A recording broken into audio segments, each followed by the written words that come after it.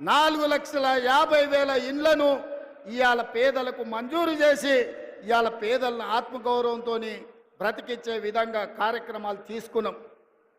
ఇన్ని కార్యక్రమాలు సెప్టెంబర్ 17, 2023 నాడు రాజీవ్ గాంధీ ప్రాంగణం తుక్కుగూడలో సోనియా గాంధీ గారు 6 గ్యారెంటీలను తెలంగాణకు ఇస్తే ఆ గ్యారెంటీలను అమలు చేసే ప్రయత్నం నిరంతరం నా మంత్రివర్గ సహచరులతోని మేము కష్టపడుతున్నాం.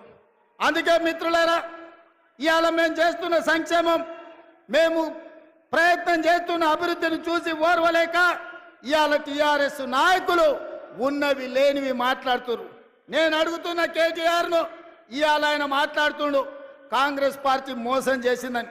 ఓరి సన్నాసి, అసెంబ్లీ ఎన్నికల్లో 39 సీట్లు ఇస్తే పార్లమెంటుకు వచ్చే వరకల్లా గుండు 0 ఇచ్చిండ్రు.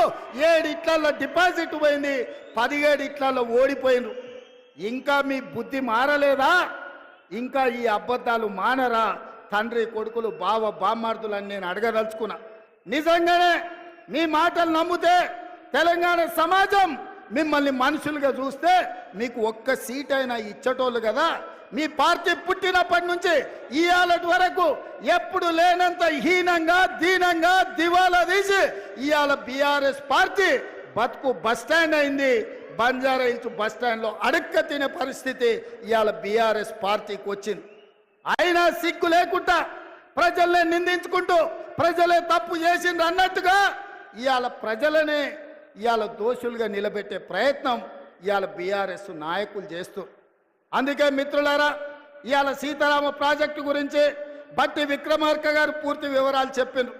పోయినసారి ఇదే జిల్లాకు మనం పర్యటనకు వచ్చినప్పుడు సాగునీటి ప్రాజెక్టుల మీద సమీక్ష చేసి సాగునీటి ప్రాజెక్టుల నిర్మాణంలో అలసత్వాన్ని ప్రశ్నించి ఆనాడు విక్రమార్క గారు, తుమ్మల నాగేశ్వరరావు గారు, పొంగులేటి శ్రీనివాసరెడ్డి గారు ఇచ్చిన ప్రతిపాదన ఇవాళ 3 పంపులు శ్రీరామసాగర్ పొంగింది.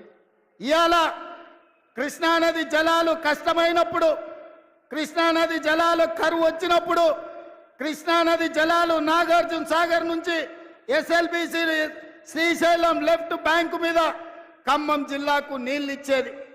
మొన్న కరువు వచ్చి నీళ్లు లేక నల్గొండ జిల్లాను కాదని మీ నాయకుడు పొంగులేటి శ్రీనివాసరెడ్డి పాలేరుకు నీళ్లు తీసుకొస్తే ఖమ్మం జిల్లా